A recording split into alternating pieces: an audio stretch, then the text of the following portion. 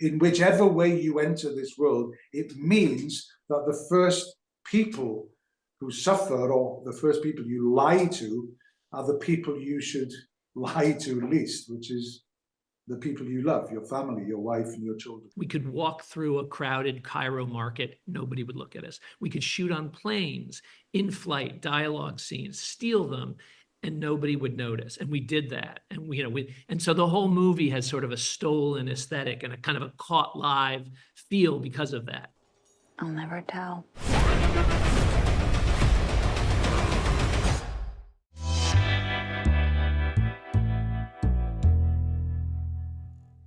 I feel like playing a spy is a dream role for an actor because of all the deception inherent in the character. What was your favorite part of playing Sam? Well, you know what I liked about it is that, I don't think it's ever the case, or very rarely the case, that someone finds himself in school or university and they decide one afternoon, when I grow up, I want to be a spy. I think people just end up being spies for whatever reason, through often misfortune, and I think that's what's happened to Sam. He's just got himself in a little bit of trouble. He's done a dodgy business deal here and there. And then in order to redress the ethical balance of things, he's had to do a favor. And then slowly but surely, you find yourself deeper and deeper embroiled in this very kind of dark world of government and espionage, which I'm sure is initially very exciting. But what it means, what I find interesting about it, ultimately, is that in whichever way you enter this world, it means that the first people who suffer, or the first people you lie to, are the people you should lie to least, which is the people you love, your family, your wife, and your children. Where in one's moral compass is one able to make that choice? I find very interesting. I think people get themselves in shit and find it to get out of, So I like that about him. I like that he wasn't necessarily the greatest spy on earth, This was like a last-ditch attempt, and without giving too much away. Well, yeah, there's a moment in the film where your character does something pretty despicable and becomes so instantly hateable. As an actor, do you have fun getting to play those darker moments? I hated that moment. From the minute we got the script, I said to Neil, "Are you sure about this, man? Because are you sure? So, I wanted to go to great lengths then. I think, having seen the film, I think it does work. It's shocking. For me, was to go to great lengths throughout to kind of play someone who was, untrustworthy, but might not be capable of that. I didn't want to signal that he was someone like that in any way, shape, or form. So hopefully that worked. Yeah, a spy is fun because in a way, a spy does what actors have to do, and that's, deceive people. Well, and Neil shot this in a very guerrilla filmmaking way, and I imagine that being quite freeing as an actor. What'd you think of that filmmaking approach? It was. I've done a lot of kind of guerrilla-y things in the past, but not to this extent, not at this level, and neither had Neil. So I was just super excited to jump in and make something with this methodology, but also jump in with a filmmaker like Neil at the helm. We all have these phones in our pockets. We're all potential filmmakers. But I think you have to have someone with a cinematic grammar that Neil has, and I mean a cinematic grammar. I don't mean just shooting something for TV. He was constantly able to translate this very small image onto an experience that you and I would have, where we look at it like this, like a vista, which is why the cinema is so great and why we all love it. On a nerdy level, it was just great being around Neil and watch him use this tech like an auteur, I found that really exciting. And then for me and Phoebe, as actors, you have to jump in. You've got to get out the plane and hope there's a parachute. And, she was just fantastic. We both, she was just so thrilling to work with.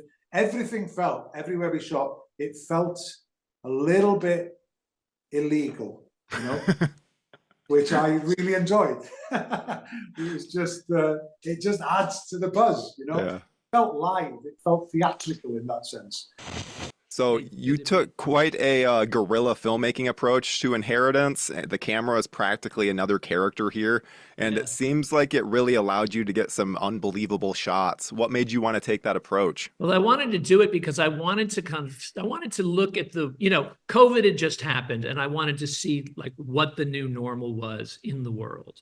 And, if you go in with a film crew, you just disrupt the world. The world looks at you, and I wanted to look at the world. So we used an iPhone, and we didn't use an iPhone just as a gimmick or as a substitution for a motion picture camera, but because it gave us access. We could walk through a crowded Cairo market, nobody would look at us. We could shoot on planes, in-flight dialogue scenes, steal them, and nobody would notice. And we did that. And and so the whole movie has sort of a stolen aesthetic and a kind of a caught live feel because of that. So was it just an iPhone, or did it have a special rig and lens, or what was the setup like? It was just an iPhone. And sometimes he had a little bit of a handle just to kind of give his hand, but it didn't have a stabilization on it or anything like that. It didn't have external lenses. The new lenses are so good. We only used one lens, actually. We only used the medium, the 26 millimeter lens.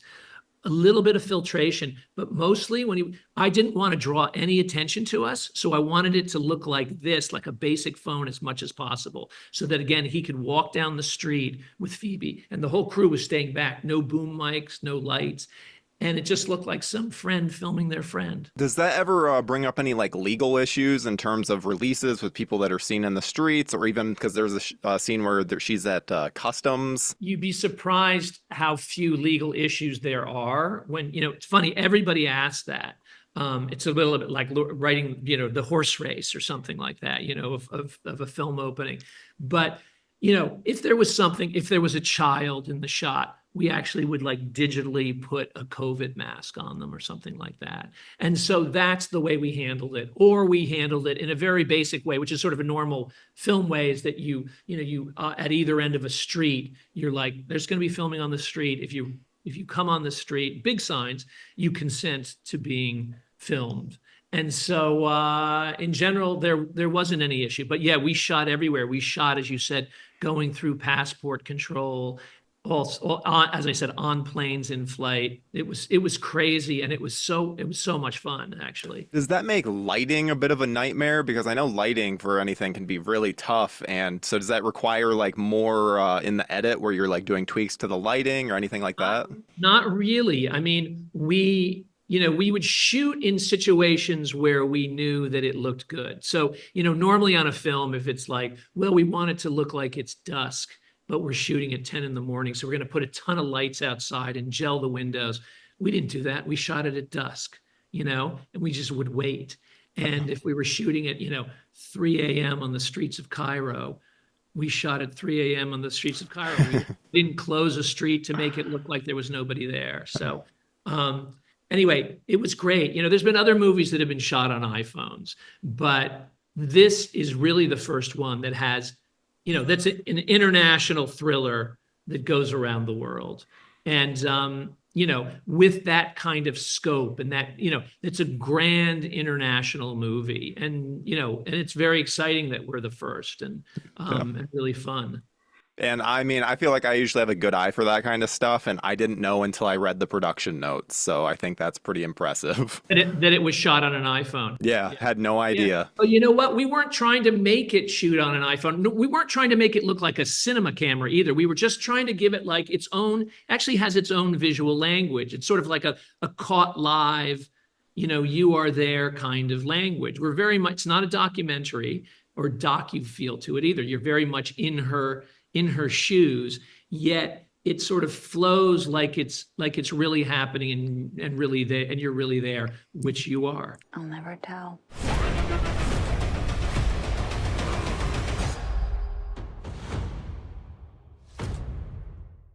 Thank you for clicking on our video, everybody. If you like what you saw here, please make sure you like the video and subscribe and share with your friends who like this sort of content. JoBlo remains an independent company, and we appreciate all of your support.